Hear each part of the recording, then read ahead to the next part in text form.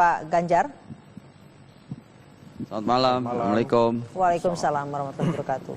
Ya, ke Pak Darmawan terlebih dahulu. Pak Darmawan, apa yang dapat Anda sikapi dari hasil kesaksian hari ini? Karena kita tahu kesaksian hari ini begitu alot ketika seorang saksi peracik kopi kemudian banyak dicecar oleh pertanyaan dari kuasa hukum Jessica mengenai soal bagaimana membuat kopi. Jadi bukan seperti yang selama ini banyak kita bahas, yaitu bagaimana sianida itu bisa ada dalam kopi, tapi dalam proses pembuatan kopi yang ditanya detail. Baik, saya coba jelaskan ya. Ini persoalan sebetulnya simple, cuman dibikin ruwet yang seperti saya bilang di ILC itu.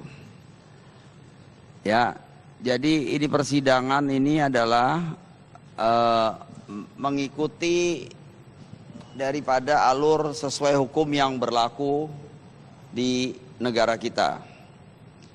Tapi yang paling pokok ya, semua lupa ya bahwa Jessica itu datang sendiri mengundang Mirna minum sama Jin, ya nggak ada orang lain, ya kan? Nah, kemudian dia berbuat sesuatu yang akan dibuka nanti pada saatnya. Sekarang sudah kira-kira TV 40-45%.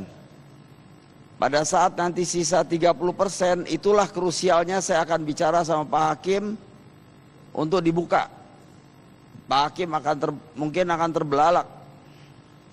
Jadi itu nantilah ya, itu kita bicara, makanya saya ngikutin terus sidang ini. Saya mau tahu bahwa saksi-saksi telah berbicara yang jujur. Makanya ada kurang ini kurang ono ya, namanya orang jujur. Karena apa?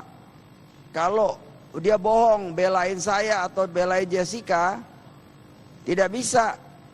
Karena semuanya dibuka secara scientific evidence dengan CCTV. Halayak ramai, masyarakat bisa lihat sendiri. Kalau mau lihat datang. Jadi semua dilihatkan secara CCTV. Jadi kalau saksi bohong ketahuan. Jadi inilah yang dibilang scientific evidence itu ini Rizky. Iya, Pak Darmawan, jadi kalau Anda melihat dari mulai persidangan hari ini Pak, ya ini agak lebih alot dibandingkan persidangan yang terjadi pada beberapa hari lalu. Apa yang dapat Bapak lihat atau catatan penting yang terjadi pada hari ini? Ada kesaksian Rangga yang sepertinya mungkin memang agak sulit untuk menjawab dari pertanyaan hakim, Pak. Kalau menurut saya nggak alot. Dibikin alot aja sama pengacaranya. Nanyanya bukan-bukan. Apa nanyanya, maksudnya? Iya, nanyanya air yang dijar. Terus sedotan yang bukan-bukan. Sedotan mah di situ banyak, si Devi besok kesaksiannya lihat. Itu dia buang, dia ganti, ambil sedotan di situ ribuan kali. Jadi tinggal diambil, dia tetesin di mulutnya, dia kejang-kejang, siapa gegatelan tuh mulutnya. Nanti kelihatan di situ. Nah, kalau namanya jar itu kan air panas, setiap dipakai dibuang. Kalau nggak panas nggak bisa jadi kopi. Nah, kalau misalnya mau tahu kenapa jar itu tidak mengandung racun, nggak dia tanya sekalian aja tuh ke PAM, PDAM, dia tanya itu yang jual aqua, semua tanyain aja kalau gitu. Jadi gini loh, dari mulai saringan, sebentar Pak Rizky, dari saringan sampai ke semua data barang-barang yang ada ditunjukin oleh jaksa itu semua bersih. Cuman yang ada racunnya tuh di gelas. Saya kasih tahu ya, itu kan saya bilang kalau susu sama es dituang air panas, ada cyanidanya di dalam atau di air, itu akan bludak dan keluar semua itu gas cyanidanya. Yang mati Jessica. Tetapi dia pinter, begitu pinter sehingga dia tunggu sampai air itu dingin. Karena mengikat es itu, coba search di Google. Es itu mengikat cyanida menjadi tenang. Setelah tenang baru dia masukin racun itu. Sehingga warnanya kunyit. Nah, kenapa dia pesan koktail? Koktail itu dua-duanya beralkohol dan manis. Itu semua menetralisir cyanida. Kalau nanti dipaksa Mirna dia nyoba, karena Mina udah keburu tumbang. Kalau nggak tumbang saya rasa sama anak saya disuruh minum tuh. Karena anak saya pinter orangnya. Nggak keburu. Dia udah langsung tumbang begitu. Dia mau paksa Jessica minum kali itu kayak saya. Lu coba nih Jess, lu beliin gua apa nih? Gitu.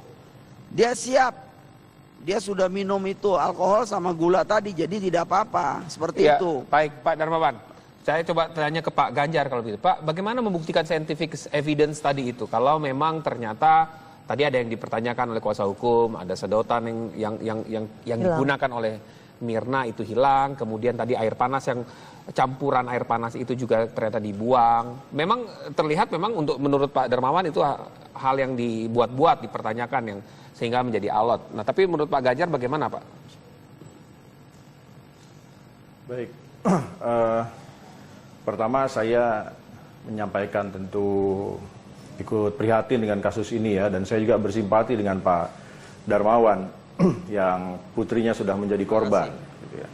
Tetapi untuk melihat kasus ini, saya ingin sama-sama Pak, saya ingin mengajak kita agak mundur sedikit pada awal-awal sejak kasus ini terjadi ya.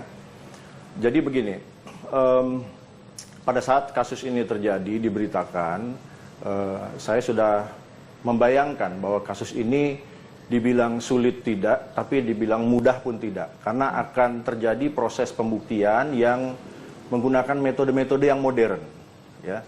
Kenapa saya bilang metode modern? Karena kalau mengacu kepada metode yang ada di KUHP, ya, prinsipnya masih berlaku. Ya, tetapi dalam perkembangannya kita butuh pembuktian-pembuktian yang bisa mengaitkan dengan suatu peristiwa pidana yang sudah terjadi. Nah, yang saya maksud begini misalnya ya. Kalau kita mau bicara yang valid 100% dari sisi pembuktian menurut hukum, ya, tindak pidana yang terjadi kan pembunuhan.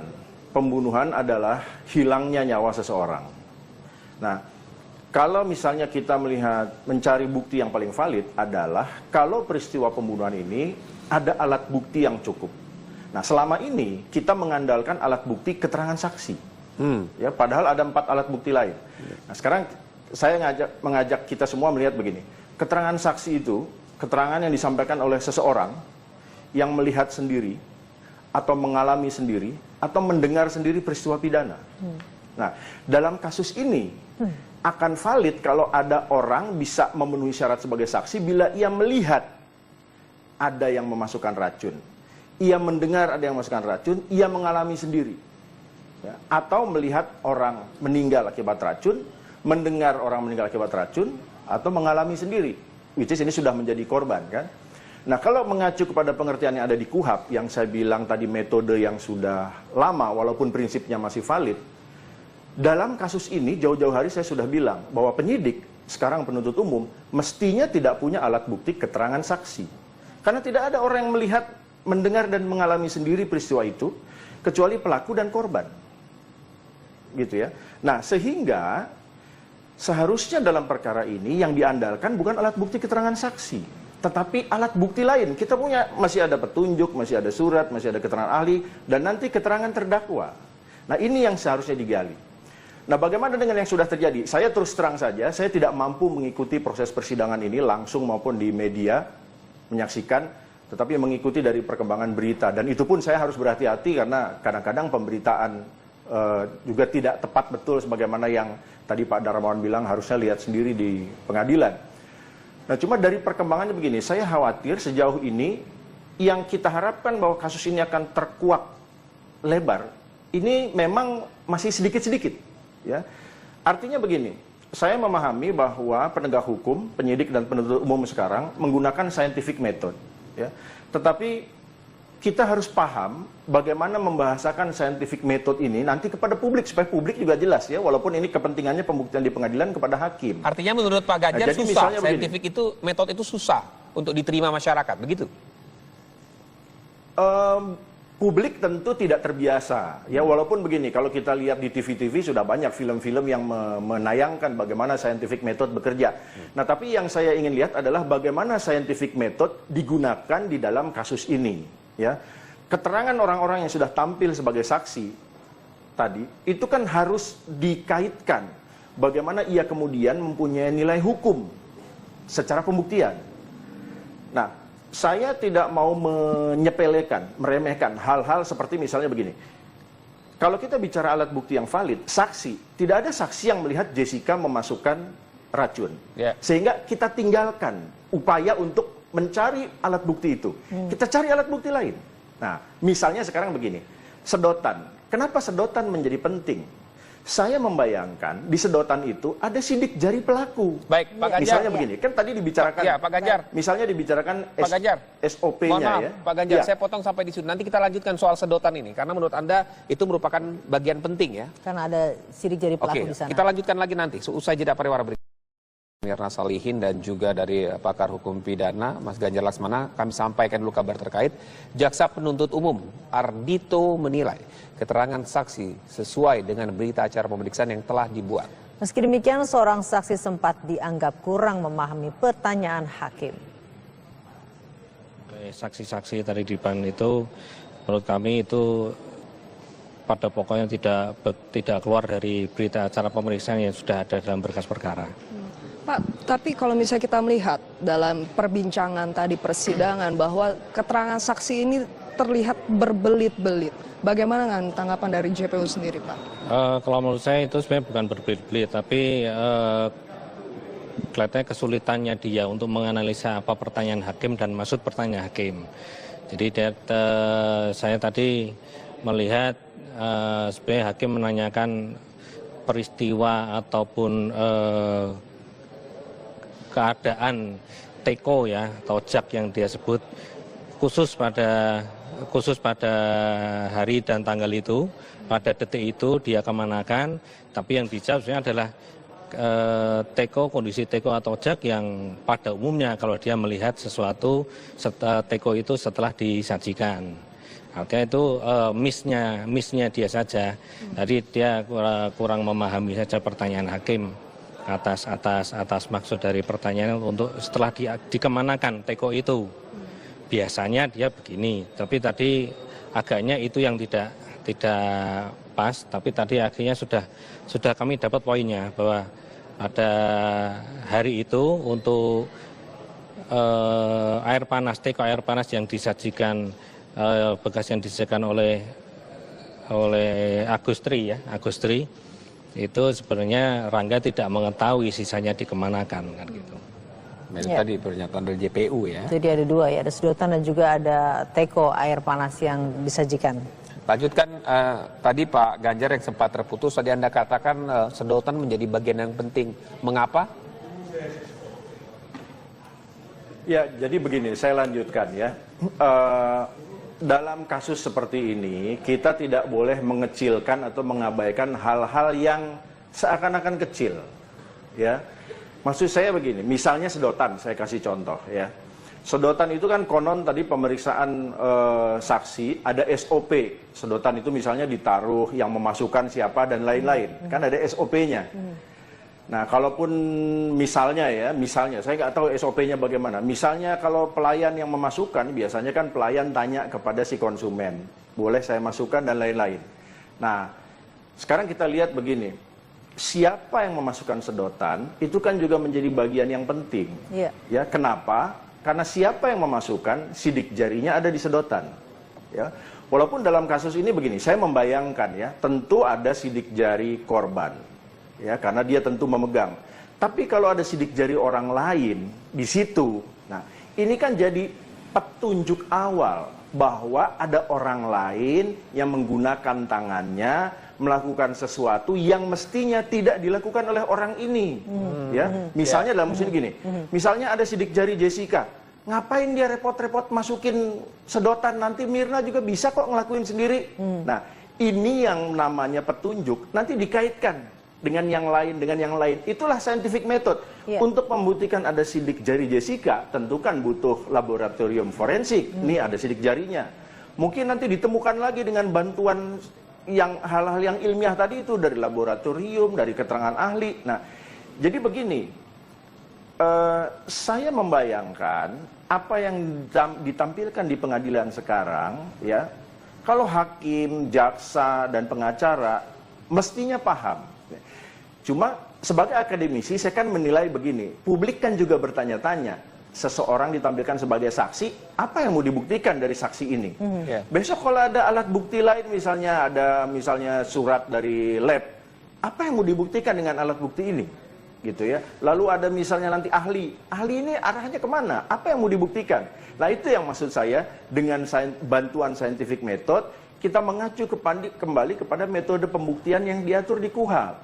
Nah sehingga saya menilai sejauh ini kalau dibilang terang benderang belum. Memang sedikit-sedikit ada arah terbuka. Saya berharap begini, apapun ujungnya nanti ini terang benderang. Gitu ya. Apapun ujungnya terang benderang.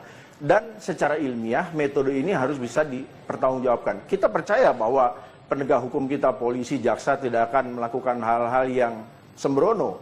Tetapi kan secara ilmiah publik juga harus perlu untuk memahami ini semua. Jadi supaya tidak bertanya-tanya. Ya, Mas Ganjar, gitu. Jadi menurut Anda kalau dengan scientific methods ini artinya tidak seperti yang publik atau halayak ramai bicarakan ya soal bahwa ada tidak gerakan memasukkan sesuatu. Kalau toh itu tidak ada misalkan.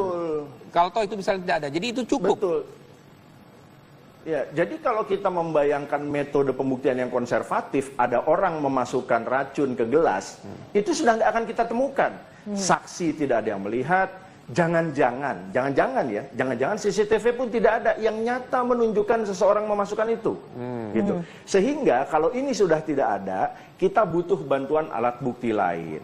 Dalam konteks ini, salah satu alat bukti yang bisa digunakan untuk membuktikan bagaimana proses masuknya racun adalah petunjuk. Petunjuk ini salah satu alat bukti ya. Gitu. Rangkaian antara kejadian, peristiwa yang satu yang lain, ada kesesuaian. Sehingga nanti hakim menilai, oh ada kejanggalan yang dilakukan si terdakwa. Oh ada ini, ada itu. Sehingga hakim akan sampai begini. Ya sudah, berarti ini terdakwa pelakunya. Gitu. Nah jadi yang paling penting begini ya. Bagaimana nanti di akhir pembuktian, jaksa penuntut umum merangkai keterangan-keterangan saksi yang sudah disampaikan di pengadilan. Barang-barang bukti yang dia tampilkan. Ya, termasuk nanti kalau ada surat hasil lab dan lain-lain keterangan ahli. Bagaimana dia mengaitkan ini satu dengan yang lain sehingga mengarah kepada terbentuknya keyakinan hakim bahwa terdakwalah pelakunya. Keyakinan hakim, baik. Pak Darmawan, kalau tadi Anda dengar apa yang dikatakan oleh Mas Ganjar bahwa memang ini sedikit membuka apa yang menjadi misterius kematian dari Mirna, bahwa memang sedotan yang hilang juga bisa ada cara lain akan didapatkan untuk mendapatkan bukti nantinya ke depan. Begini ya, itu Jessica sangat simpel kita membuktikannya nanti. Saya akan buktikan. Saya udah kasih Pak Hakim fakta. Contoh, Jessica itu berbicara yang Rizky pernah tanya sama Anggia. Tas, bag di belakang, baru kopi datang. Nah itu anomali. Kemudian dia tidak pegang gelas. Oh gelasnya terbang di tangan dia. Itu nanti akan dibuktikan dengan bukti direct evidence. Nah kalau itu saja terbukti, itu aja udah kelihatan ya. Nah, ditambah lagi dengan fakta dia melakukan yang dia bilang tidak nutupin bag, dia tutupin, lalu dia pindahin bagnya ke belakang. Itu banyak yang nggak tahu. Nah nanti setelah dibuka, lihat saja yang saya bilang 30% itu. Apa yang terjadi. Begitu Mas Ganjar. Mas Ganjar, kalau kita lihat ini kan tadi dalam kesaksian hari ini adalah bagaimana karena saksi yang didengarkan kesaksiannya adalah seorang peracik dari kopi di Cafe Olivier. Nah kemudian perdebatannya kan bagaimana cara membuat kopi itu, bagaimana standarnya, kemudian mulai dari air lah, kemudian sampai di mejanya Mirna, kemudian diminum oleh Mirna. Nah pertanyaan saya adalah kalau ternyata di dalam minuman itu akhirnya menjadi pertanyaan, ternyata dari mana pasti ada sianida, Mas Ganjar? Ya begini, kepastian ada sianida itu kan karena korban minum lalu meninggal. Iya. Ketika meninggal diperiksa oleh dokter. Nah, dokter menyimpulkan satu, korban sudah meninggal. Dua, penyebab meninggal adalah ditemukannya sianida di dalam tubuh korban. Tiga, sianida itu berasal dari minuman. Gitu. Jadi waktu dokter menyatakan meninggal karena ditemukan sianida di dalam tubuhnya, tentu kan penyidik selanjutnya mencari, loh kok gimana ini sianida bisa masuk ke dalam tubuhnya? Ternyata sianida ada di dalam kopi. Gitu. Jadi kan runtunannya begitu. Nah, tugas selanjutnya adalah mencari tahu bagaimana sianida bisa masuk ke dalam kopi. Ini secara pembuktian harus mulai dari situ ya. Kita jangan terburu-buru mencari orangnya. Ya, kita cari bagaimana sianida bisa masuk. Berarti ada yang memasukkan. Bukan karena, mohon maaf misalnya yang konyol ya, ada bocor genteng di atas, sianida netes ke bawah. Bukan karena itu.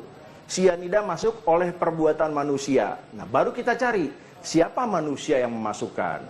Nah, dengan metode pembuktian yang konservatif, kita nggak nemu. Karena tidak ada saksi. Gitu. Sehingga kita membutuhkan metode lain, dengan alat bukti lain. Keterangan ahli kan tidak mungkin menunjukkan bahwa Jessica sebagai orang yang memasukkan. Surat juga tidak mungkin. Nah, sehingga petunjuk. Nah, petunjuk ini yang banyak sekali tadi itu. Ya, kalau ditemukan sidik jari, kalau ditemukan mungkin saja di gelas. Termasuk gitu. perilaku, misalnya Mas Ganjar, nih, termasuk perilaku. Ada, ya. Termasuk perilaku gerak-gerik Kenapa? dari si orang yang terdakwa, gerak-gerik seperti tadi paper bag ditaruh, kemudian ia datang lebih awal, kemudian dia keluar, itu termasuk petunjuk? Nah, begini ya, perilaku itu kan harus ditafsirkan oleh ahli. Ya. Nah, ahli nanti akan bilang itu sebetulnya apa dan bagaimana, ciri-ciri seperti apa itu, perbuatan-perbuatan seperti itu. Ya. Nah, lalu nanti akan dikaitkan perilaku-perilaku itu kira-kira menunjukkan tendensi seseorang yang seperti apa, karakter orang seperti apa. Nah, kalau memang nanti kesesuaian satu sama lain sedemikian nyata, kuat, tentu penegak hukum, hakim dalam hal ini bisa saja berkesimpulan, oh iya, gerakan ini, gerakan itu. Gitu. Karena begini, kita juga tidak bisa mengadili orang berdasarkan gerakan tubuhnya. Ya, bagaimana menilai gerakan tubuh tertentu membuktikan bahwa seseorang pelaku pembunuhan, kan tidak mungkin. Itu sebabnya ada yang namanya scientific method tadi itu loh, yang satu sama lain dikaitkan dengan metode yang ilmiah. Misalnya begini, saya mendengar tadi ada mimik muka Jessica bagaimana setelah peristiwa itu terjadi, gitu ya. Misalnya ada yang bilang, oh datar-datar saja, biasa-biasa saja, tidak panik. Mohon maaf ya, seorang pembunuh berdarah dingin itu mimik mukanya datar, gitu. Sehingga kan saya bertanya-tanya, apa ya tujuan itu dipertanyakan?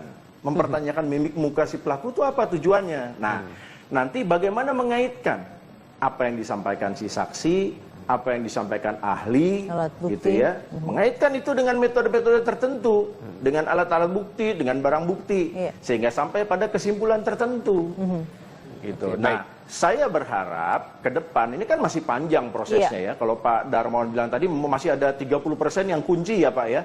Saya berharap itu nanti bisa memperjelas supaya ruangnya tidak abu-abu lagi. Iya. Gitu. baik. Karena kalau ruangnya abu-abu, saya menyayangkan. Ya. Hukum sudah berkembang, Baik. metode pembuktian juga berkembang, gitu. Pak Darmawan? Pak Darmawan, Pak. Boleh saya bicara? Ya, boleh saya potong? Silakan, Pak. Saya terus terang banyak ketemu juga di TV swasta dengan para ahli ya. Dan seorang yang pengalaman. Tapi saya baru dengar nih, orang seperti Mas Ganjar. Saya salut dan angka 100 buat Mas Ganjar karena sama dengan apa yang di pikiran saya. Itu yang terjadi Mas Ganjar. Nah, ada plusnya lagi. Kita punya satu lagi kartu as. Yang bukan main itu asnya. Nanti kita buka komplit, tapi terus terang saya salut dengan Mas Ganjar. Baik. Apa yang Ya. di pikiran saya terbaca. Baik, artinya tidak sampai harus ada yang memasukkan atau terlihat gitu ya Pak Darmawan, pasti ada bukti lain. Oh, enggak. Rizky selalu ngomong gitu. Nanti lihat. Dia masukin. Ada bukti itu ya? Bukti itu, Pak. Baik. Ada. Jadi saya Baik, kita akan melihat pada sedikit persidangan mungkin, Pak selanjutnya. Darmawan. Ya singkat saja Pak. Singkat saja Mas Ganjar. Saya tambahkan sedikit ini. Jadi kita tidak sedang mencari bukti Jessica memasukkan racun, ya. Tapi bukti yang bisa menunjukkan, gitu ya. Jadi petunjuk nih. Jadi dikaitkan. Karena kalau yang lihat memasukkan langsung, nggak akan nemu kita. Kecuali CCTV Mas Ganjar. Tapi justru yang iya kecuali ada CCTV, gitu. Ya, kecuali CCTV nanti menunjukkan itu. Nah, jadi ini masalahnya bagaimana mengaitkan sehingga tantangannya ada di jaksa penuntut umum. Bagaimana dia nanti mengaitkan semua pembuktian yang sudah dilakukan. Itu saja. Oke. Ya. Riz. Ya Pak Darmawan silakan. Singkat saja, Pak. Missing bukti direct evidence itu hanya kebohongan dia doang yang terbukti pada direct evidence. Kalau semuanya dia buka botol, dia pelintir, ada semua. Terbang ada semua. Ada. Kita tunggu itu Pak Kita ya. tunggu ya Pak ya Kita pada tunggu persidangan selanjutnya. bukti itu dalam persidangan selanjutnya. Terima Kalau kasih. memang betul Itu ada buktinya. Iya. akan semakin menarik persidangan ini. Baik. Terima kasih Pak Darmawan. Terima kasih untuk waktunya. Pak Mas Ganjar, Ganjar. terima kasih untuk waktunya. Selamat malam. Ya pemirsa, kami hadirkan sejumlah orang pegawai kafe sebagai saksi. Di antara mereka yang bersaksi adalah peracik minuman dan pelayan. Jaksa penuntut umum menghadirkan pegawai-pegawai kafe sebagai saksi dalam sidang lanjutan kasus racun dalam kopi. Dua saksi pertama adalah Rangga Dwi Saputra, peracik minuman, serta Agus Triono, selaku pelayan yang menyajikan minuman ke meja. Dari kesaksian mereka terungkap sejumlah hal, diantaranya adalah dari 10 pesanan es kopi Vietnam, hanya 1 kopi yang bermasalah, yaitu yang diminum Wayan Mirna Salihin. Selain itu, sidang juga menjadwalkan kesaksian Yohanes Dwi Saputra, keterangan peracik olahan minuman koktail.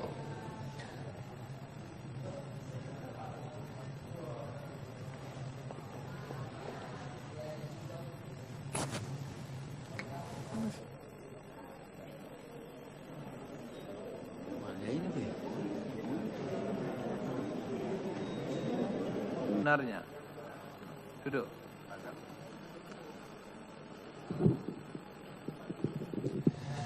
Peracik minuman Cafe Olivier, Rangga, sebagai saksi dalam sidang hari ini dicecar pertanyaan oleh kuasa hukum terdakwa Jessica. Salah satu fokus pertanyaan adalah soal air panas. Kubu Jessica mengajukan alibi bahwa sumber racun sianida di gelas kopi Mirna bisa saja berasal dari teko air panas. Saudara katakan ada barbeknya, ya, barbek itu di belakang bar maksudnya gitu ya. Nah, kemudian saudara juga tadi menjelaskan kalau air panas dimasukkan ke teko, itu air panas itu bisa dipakai juga untuk yang lain, untuk lebih daripada 1 gelas, begitu ya, lebih 1 gelas. Nah kemudian saudara tadi mengatakan bahwa gelasnya langsung dicuci, ya, karena sudah dipakai. Ya. Nah sekarang kan saudara katakan tadi itu di dalam teko itu kan ada sisa air, ya kan, yang bisa dipakai kepada tempat yang lain. Pertanyaan saya, apa saudara tahu kemana air itu?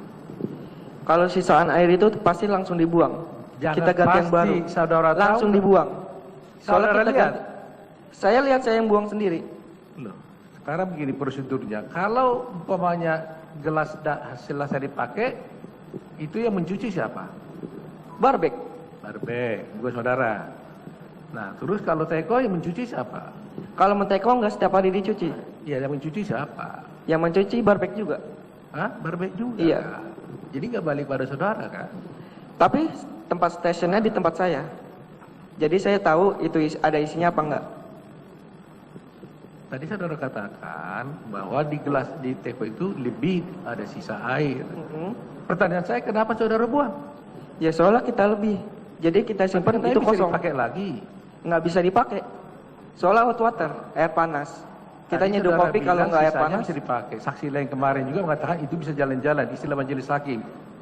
Itu teko itu bisa jalan-jalan. Oh kalau itu kalau sesuai pengantar. Jadi misalnya SPT mix kopi 3, itu 3-3-nya bisa. Tapi kalau cuma 1, kita bikin. Terus ada sisanya dibalikin ke saya. Apakah barbek? Itu pasti langsung dibuang. Saudara saksi ya. Iya. Kalau jawaban saudara menurut SOP bahwa teko yang sudah selesai dipakai langsung air sisanya dibuang. Iya. Tapi pada saat kejadian tanggal 6, teko sisa dari meja 54 dibawa ke pantry untuk dibuang, apakah saudara melihat? Kurang tahu. Tidak ada melihat. Ya. Jadi saudara tidak membuang ya? Tidak Iya. tahu ya? Iya. Oh iya. Soalnya berbelit-belit nih mulia. Tadi bilang kan dibuang, sekarang nggak tahu. Ya cukup.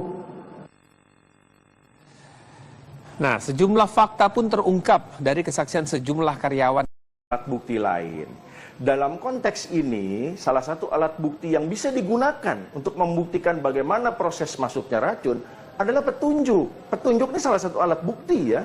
Gitu. Rangkaian antara kejadian, peristiwa yang satu yang lain, ada kesesuaian. Iya. Sehingga nanti hakim menilai, oh ada kejanggalan yang dilakukan si terdakwa. Oh ada ini, ada itu. Sehingga, hakim akan sampai begini. Ya sudah, berarti ini terdakwa pelakunya. Gitu. Nah, jadi yang paling penting begini ya.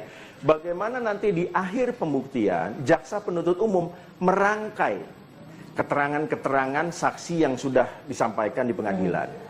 Barang-barang bukti yang dia tampilkan. Ya, termasuk nanti kalau ada surat-surat, hasil lab, dan lain-lain keterangan ahli. Bagaimana dia mengaitkan ini satu dengan yang lain, sehingga mengarah kepada terbentuknya keyakinan hakim. Bahwa terdakwalah pelakunya. Keyakinan hakim. Baik, Pak Darmawan, kalau tadi Anda dengar apa yang dikatakan oleh Mas Ganjar bahwa memang ini sedikit membuka apa yang menjadi misterius kematian dari Mirna, bahwa memang sedotan yang hilang juga bisa ada cara lain akan didapatkan untuk mendapatkan bukti nantinya ke depan. Begini ya, itu Jessica sangat simpel kita membuktikannya nanti. Saya akan buktikan. Saya udah kasih Pak Hakim fakta. Contoh, Jessica itu berbicara yang Rizky pernah tanya sama Anggia. Tas, bag di belakang, baru kopi datang. Nah, itu anomali. Kemudian dia tidak pegang gelas. Oh, gelasnya terbang di tangan dia. Itu nanti akan dibuktikan dengan bukti direct evidence. Nah, kalau itu saja terbukti, itu aja udah kelihatan ya. Nah, ditambah lagi dengan fakta dia melakukan yang dia bilang tidak nutupin bag, dia tutupin, lalu dia pindahin bagnya ke belakang. Itu banyak yang nggak tahu. Nah, nanti setelah dibuka, lihat saja yang saya bilang 30% itu. Apa yang terjadi? Begitu Mas Ganjar. Oke. Mas Ganjar, kalau kita lihat ini kan tadi dalam kesaksian hari ini adalah bagaimana karena saksi yang didengarkan kesaksiannya adalah seorang peracik dari kopi di Cafe Olivier. Nah, kemudian perdebatannya kan bagaimana cara membuat kopi itu, bagaimana standarnya, kemudian mulai dari air lah, kemudian sampai di mejanya Mirna, kemudian diminum oleh Mirna. Nah, pertanyaan saya adalah kalau ternyata di dalam minuman itu akhirnya menjadi pertanyaan, ternyata dari mana pasti ada sianida, Mas Ganjar? Ya begini, kepastian ada sianida itu kan karena korban minum lalu meninggal. Ketika meninggal diperiksa oleh dokter. Nah, dokter menyimpulkan satu, korban sudah meninggal. 2 penyebab meninggal adalah ditemukannya sianida di dalam tubuh korban. 3, sianida itu berasal dari minuman. Gitu. Jadi waktu dokter menyatakan meninggal karena ditemukan sianida di dalam tubuhnya, tentu kan penyidik selanjutnya mencari, loh kok gimana ini sianida bisa masuk ke dalam tubuhnya? Ternyata sianida ada di dalam kopi. Gitu. Jadi kan runtunannya begitu. Nah, tugas selanjutnya adalah mencari tahu bagaimana sianida bisa masuk ke dalam kopi. Ini secara pembuktian harus mulai dari situ ya. Kita jangan terburu-buru mencari orangnya. Ya, kita cari bagaimana sianida bisa masuk. Berarti ada yang memasukkan. Bukan karena, mohon maaf misalnya yang konyol ya, ada bocor genteng di atas, sianida netes ke bawah. Bukan karena itu. Sianida masuk oleh perbuatan manusia. Nah, baru kita cari siapa manusia yang memasukkan. Nah, dengan metode pembuktian yang konservatif kita nggak nemu karena tidak ada saksi. Gitu. Sehingga kita membutuhkan metode lain dengan alat bukti lain. Keterangan ahli kan tidak mungkin menunjukkan bahwa Jessica sebagai orang yang memasukkan. Surat juga tidak mungkin. Nah, sehingga petunjuk. Nah, petunjuk ini yang banyak sekali tadi itu. Ya, kalau ditemukan sidik jari, kalau ditemukan mungkin saja di gelas. Termasuk gitu. perilaku, Misalnya Mas Ganjar, nih, termasuk perilaku, ada ya. Termasuk perilaku gerak-gerik Kenapa? dari si orang yang terdakwa, gerak-gerik seperti tadi paper bag ditaruh, kemudian ia datang lebih awal, kemudian dia keluar, itu termasuk petunjuk? Nah, begini ya, perilaku itu kan harus ditafsirkan oleh ahli. Ya. Nah, ahli nanti akan bilang itu sebetulnya apa dan bagaimana, ciri-ciri seperti apa itu perbuatan-perbuatan seperti itu. Ya. Nah, lalu nanti akan... Tadi ada yang dipertanyakan oleh kuasa hukum, ada sedotan yang digunakan oleh Mirna itu hilang, kemudian tadi air panas yang campuran air panas itu juga ternyata dibuang. Memang terlihat memang menurut Pak Darmawan itu hal yang dibuat-buat, dipertanyakan yang sehingga menjadi alat. Nah, tapi menurut Pak Ganjar bagaimana, Pak? Baik, pertama saya menyampaikan tentu ikut prihatin dengan kasus ini ya, dan saya juga bersimpati dengan Pak Darmawan yang putrinya sudah menjadi korban. Gitu ya. Tetapi untuk melihat kasus ini, saya ingin sama-sama Pak, saya ingin mengajak kita agak mundur sedikit pada awal-awal sejak kasus ini terjadi ya. Jadi begini. Pada saat kasus ini terjadi, diberitakan, saya sudah membayangkan bahwa kasus ini dibilang sulit tidak, tapi dibilang mudah pun tidak. Karena akan terjadi proses pembuktian yang menggunakan metode-metode yang modern. Ya. Kenapa saya bilang metode modern? Karena kalau mengacu kepada metode yang ada di KUHP, ya, prinsipnya masih berlaku. Ya, tetapi dalam perkembangannya kita butuh pembuktian-pembuktian yang bisa mengaitkan dengan suatu peristiwa pidana yang sudah terjadi. Nah, yang saya maksud begini misalnya ya. Kalau kita mau bicara yang valid 100% dari sisi pembuktian menurut hukum, ya, tindak pidana yang terjadi kan pembunuhan. Pembunuhan adalah hilangnya nyawa seseorang. Nah, kalau misalnya kita melihat mencari bukti yang paling valid adalah kalau peristiwa pembunuhan ini ada alat bukti yang cukup. Nah, selama ini kita mengandalkan alat bukti keterangan saksi. Ya, padahal ada 4 alat bukti lain. Nah, sekarang saya mengajak kita semua melihat begini. Keterangan saksi itu, keterangan yang disampaikan oleh seseorang yang melihat sendiri, atau mengalami sendiri, atau mendengar sendiri peristiwa pidana.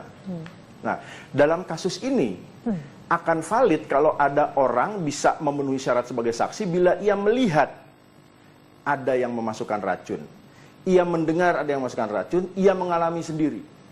Ya, atau melihat orang meninggal akibat racun, mendengar orang meninggal akibat racun, atau mengalami sendiri, which is ini sudah menjadi korban kan. Nah, kalau mengacu kepada pengertian yang ada di KUHP, yang saya bilang tadi metode yang sudah lama walaupun prinsipnya masih valid, dalam kasus ini jauh-jauh hari saya sudah bilang bahwa penyidik, sekarang penuntut umum, mestinya tidak punya alat bukti keterangan saksi. Karena tidak ada orang yang melihat, mendengar dan mengalami sendiri peristiwa itu, kecuali pelaku dan korban. Gitu ya. Nah, sehingga seharusnya dalam perkara ini yang diandalkan bukan alat bukti keterangan saksi, tetapi alat bukti lain. Kita punya, masih ada petunjuk, masih ada surat, masih ada keterangan ahli, dan nanti keterangan terdakwa. Nah, ini yang seharusnya digali. Nah, bagaimana dengan yang sudah terjadi? Saya terus terang saja, saya tidak mampu mengikuti proses persidangan ini langsung maupun di media, menyaksikan, tetapi mengikuti dari perkembangan berita. Dan itu pun saya harus berhati-hati karena kadang-kadang pemberitaan juga tidak tepat betul sebagaimana yang tadi Pak Darmawan bilang harusnya lihat sendiri di pengadilan. Nah, cuma dari perkembangannya begini, saya khawatir sejauh ini yang kita harapkan bahwa kasus ini akan terkuak lebar, ini memang masih sedikit-sedikit. Ya, artinya begini, saya memahami bahwa penegak hukum, penyidik dan penuntut umum sekarang menggunakan scientific method. Ya, tetapi kita harus paham bagaimana membahasakan scientific method ini nanti kepada publik supaya publik juga jelas ya, walaupun ini kepentingannya pembuktian di pengadilan kepada hakim. Artinya menurut Pak Ganjar susah, scientific itu metode itu susah untuk diterima masyarakat, begitu? Publik tentu tidak terbiasa, ya walaupun begini, kalau kita lihat di TV-TV sudah banyak film-film yang menayangkan bagaimana scientific method bekerja. Nah, tapi yang saya ingin lihat adalah bagaimana scientific method digunakan di dalam kasus ini. Ya, keterangan orang-orang yang sudah tampil sebagai saksi tadi, itu kan harus dikaitkan bagaimana ia kemudian mempunyai nilai hukum secara pembuktian.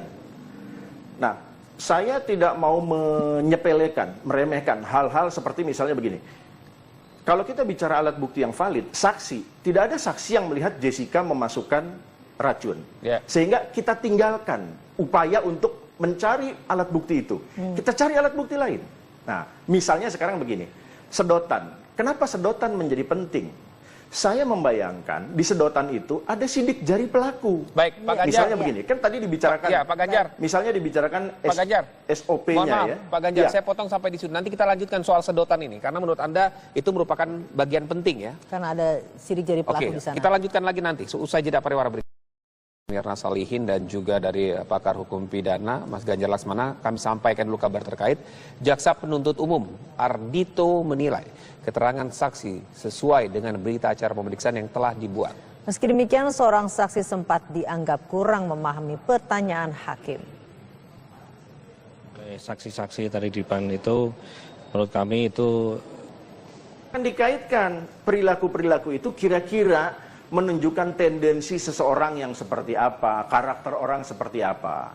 Nah, kalau memang nanti kesesuaian satu sama lain sedemikian nyata, kuat, tentu penegak hukum, hakim dalam hal ini bisa saja berkesimpulan, oh iya gerakan ini, gerakan itu. Gitu. Karena begini, kita juga tidak bisa mengadili orang berdasarkan gerakan tubuhnya. Ya, bagaimana menilai gerakan tubuh tertentu membuktikan bahwa seseorang pelaku pembunuhan, kan tidak mungkin. Itu sebabnya ada yang namanya scientific method tadi itu loh, yang satu sama lain dikaitkan dengan metode yang ilmiah. Misalnya begini, saya mendengar tadi ada mimik muka Jessica bagaimana setelah peristiwa itu terjadi, gitu ya. Misalnya ada yang bilang, oh datar-datar saja, biasa-biasa saja, tidak panik. Mohon maaf ya, seorang pembunuh berdarah dingin itu mimik mukanya datar, gitu. Sehingga kan saya bertanya-tanya, apa ya tujuan itu dipertanyakan?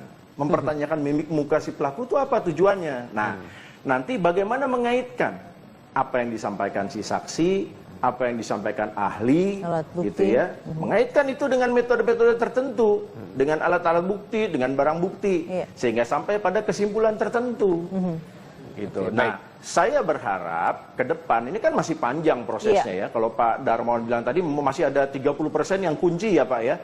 Saya berharap itu nanti bisa memperjelas supaya ruangnya tidak abu-abu lagi. Iya. Gitu. Karena kalau ruangnya abu-abu, saya menyayangkan. Hukum sudah berkembang, metode pembuktian juga berkembang. Gitu. Pak Darmawan, Pak. Boleh saya bicara? Ya, boleh saya potong? Silakan Pak.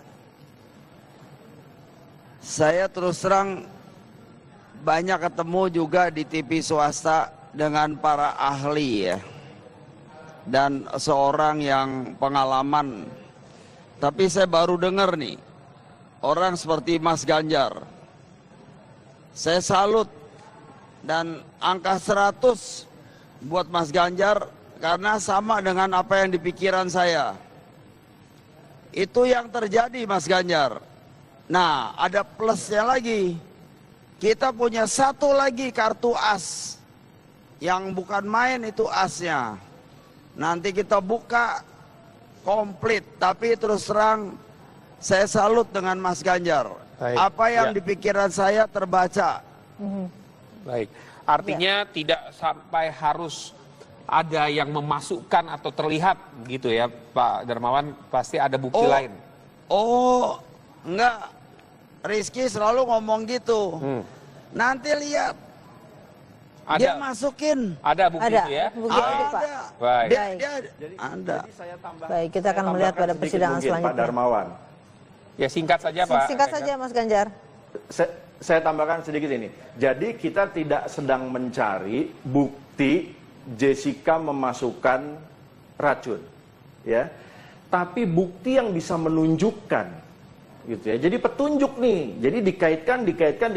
Karena kalau yang lihat memasukkan langsung, nggak akan nemu kita. Kecuali CCTV Mas Ganjar. Tapi justru yang iya kecuali ada CCTV, gitu. Ya.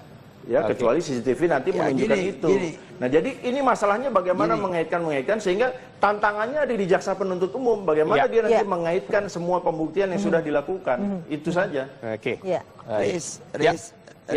Riz. Ya Pak Darmawan silakan. Singkat Yang saja, Pak. missing bukti direct evidence itu hanya kebohongan dia doang yang terbukti pada direct evidence.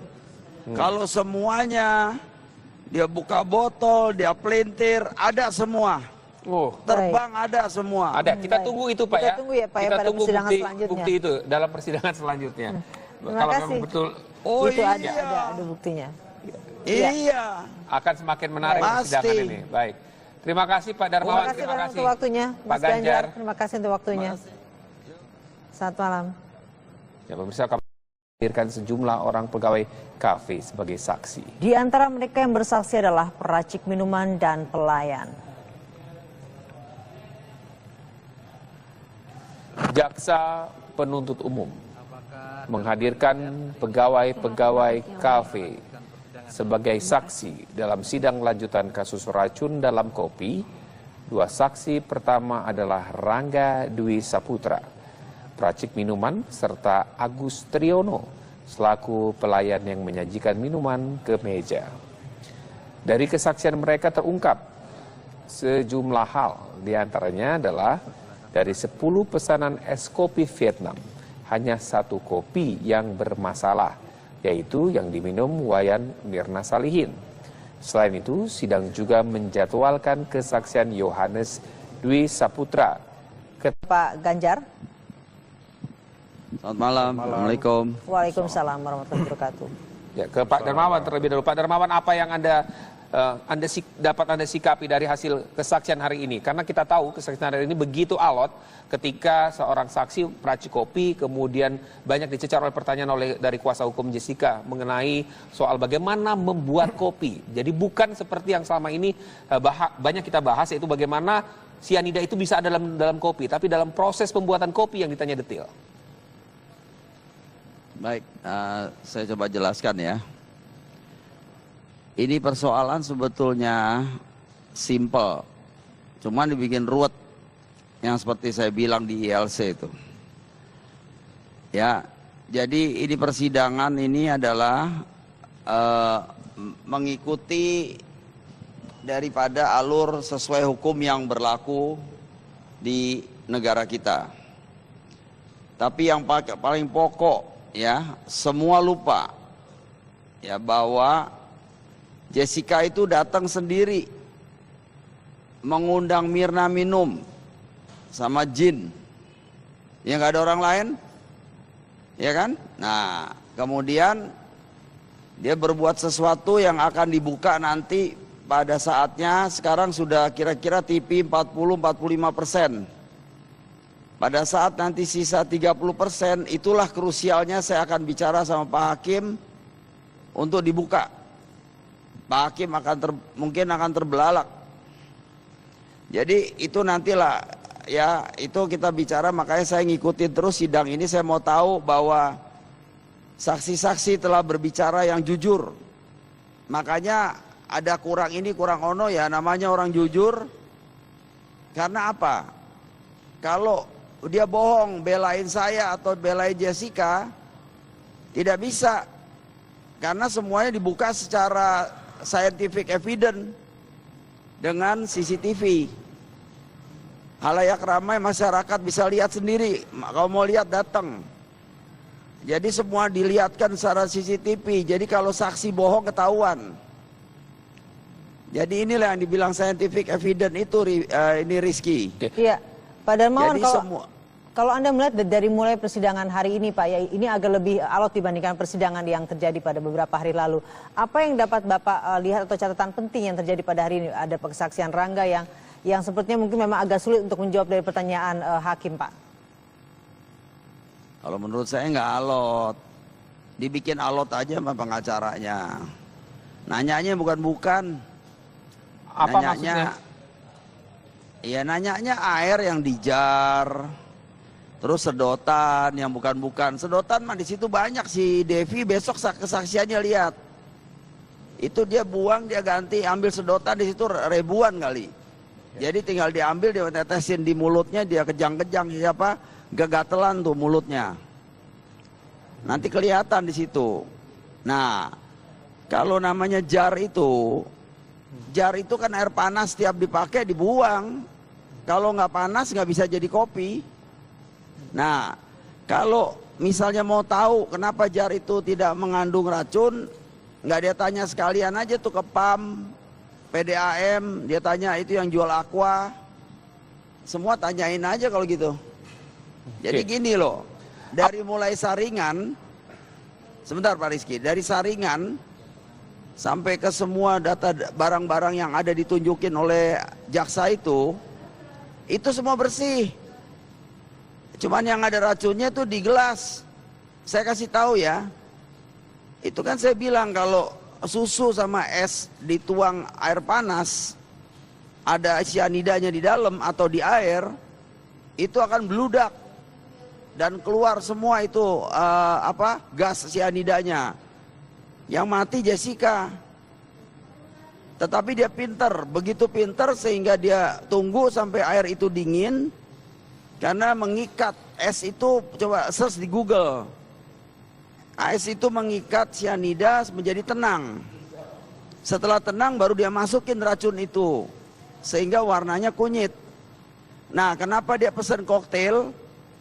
Koktail itu dua-duanya beralkohol dan manis. Itu semua menetralisir cyanida. Kalau nanti dipaksa Mirna dia nyoba, karena Mirna udah keburu tumbang. Kalau nggak tumbang saya rasa sama anak saya disuruh minum tuh. Karena anak saya pintar orangnya. Nggak keburu. Dia udah langsung tumbang begitu. Dia mau paksa Jessica minum kali itu kayak saya.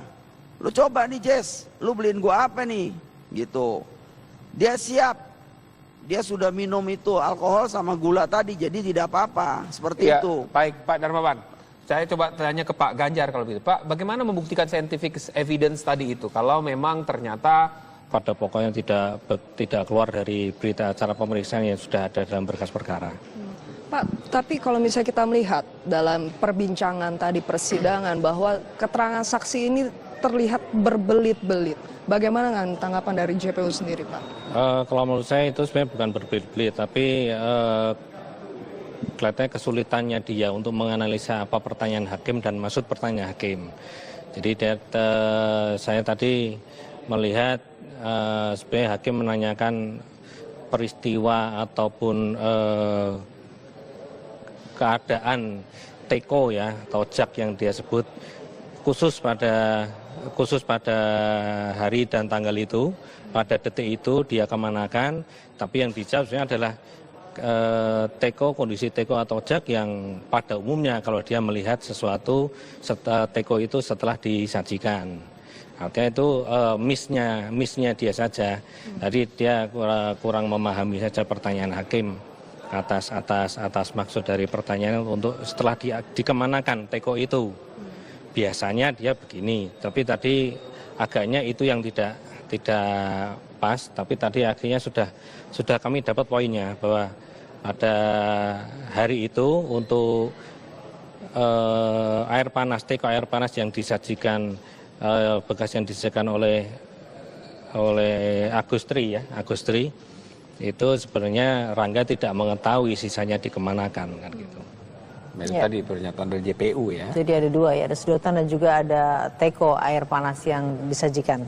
Lanjutkan tadi Pak Ganjar yang sempat terputus, tadi Anda katakan sedotan menjadi bagian yang penting. Mengapa? Ya, jadi begini, saya lanjutkan ya. Dalam kasus seperti ini, kita tidak boleh mengecilkan atau mengabaikan hal-hal yang seakan-akan kecil. Ya, maksud saya begini, misalnya sedotan, saya kasih contoh ya. Sedotan itu kan konon tadi pemeriksaan saksi ada SOP. Sedotan itu misalnya ditaruh, yang memasukkan siapa dan lain-lain. Kan ada SOP-nya. Nah, kalaupun misalnya saya nggak tahu SOP-nya bagaimana. Misalnya kalau pelayan yang memasukkan, biasanya kan pelayan tanya kepada si konsumen, boleh saya masukkan dan lain-lain. Nah, sekarang kita lihat begini, siapa yang memasukkan sedotan, itu kan juga menjadi bagian yang penting. Ya, kenapa? Karena siapa yang memasukkan, sidik jarinya ada di sedotan. Ya, walaupun dalam kasus ini begini, saya membayangkan ya, tentu ada sidik jari korban. Ya, karena dia tentu memegang. Tapi kalau ada sidik jari orang lain di situ, nah ini kan jadi petunjuk awal bahwa ada orang lain yang menggunakan tangannya melakukan sesuatu yang mestinya tidak dilakukan oleh orang ini. Ya, misalnya dalam musim gini, misalnya ada sidik jari Jessica, ngapain dia repot-repot masukin sedotan, nanti Mirna juga bisa kok ngelakuin sendiri. Nah, ini yang namanya petunjuk, nanti dikaitkan dengan yang lain, itulah scientific method. Untuk membuktikan ada sidik jari Jessica, tentu kan butuh laboratorium forensik. Nih ada sidik jarinya. Mungkin nanti ditemukan lagi dengan bantuan yang hal-hal yang ilmiah tadi itu, dari laboratorium, dari keterangan ahli. Nah, jadi begini, saya membayangkan apa yang ditampilkan di pengadilan sekarang, ya, kalau hakim, jaksa, dan pengacara mestinya paham. Cuma sebagai akademisi saya kan menilai begini, publik kan juga bertanya-tanya, seseorang ditampilkan sebagai saksi, apa yang mau dibuktikan dari saksi ini? Besok kalau ada alat bukti lain, misalnya ada surat dari lab, apa yang mau dibuktikan dengan alat bukti ini? Gitu ya. Lalu ada misalnya nanti ahli ini arahnya kemana? Apa yang mau dibuktikan? Nah, itu yang maksud saya, dengan bantuan scientific method, kita mengacu kembali kepada metode pembuktian yang diatur di KUHP. Nah, sehingga saya menilai sejauh ini kalau dibilang terang benderang, belum. Memang sedikit-sedikit ada arah terbuka. Saya berharap begini, apapun ujungnya nanti, ini terang benderang. Gitu ya, apapun ujungnya terang benderang. Dan secara ilmiah, metode ini harus bisa dipertanggungjawabkan. Kita percaya bahwa penegak hukum kita, polisi, jaksa tidak akan melakukan hal-hal yang sembrono. Gitu ya. Tetapi kan secara ilmiah, publik juga harus perlu untuk memahami ini semua, jadi supaya tidak bertanya-tanya. Ya, Mas Ganjar, gitu. Jadi menurut Anda kalau dengan scientific methods ini, artinya tidak seperti yang publik atau halayak ramai bicarakan ya, soal bahwa ada tidak gerakan memasukkan sesuatu. Kalau toh itu tidak ada misalkan. Kalau toh itu misalnya tidak ada, jadi itu cukup. Betul. Ya, jadi kalau kita membayangkan metode pembuktian yang konservatif, ada orang memasukkan racun ke gelas, itu sudah nggak akan kita temukan. Saksi tidak ada yang melihat, jangan-jangan CCTV pun tidak ada yang nyata menunjukkan seseorang memasukkan itu. Gitu. Sehingga kalau ini sudah tidak ada, kita butuh bantuan alat